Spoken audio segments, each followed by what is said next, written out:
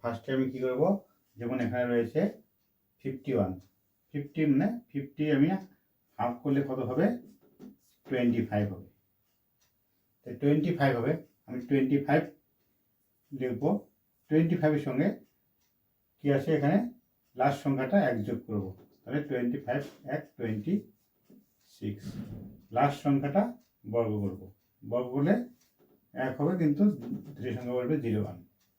তেমনি 52, তাহলে 25কে 2 দিয়ে যোগ করলে 27 হবে, 2কে বর্গ করলে 4 হবে। 25 সঙ্গে 3 যোগ করলে 28 হবে, 3কে বর্গ করলে 9 হবে। 25 সঙ্গে 6 যোগ করলে 31 হবে, 6কে বর্গ করলে 36 হবে। 7 যোগ করলে 25 সঙ্গে 32 হবে, 7কে বর্গ করলে 49 হবে। 8-এর সঙ্গে 25 যোগ করলে 33 হবে, 8কে বর্গ করলে 64 হবে।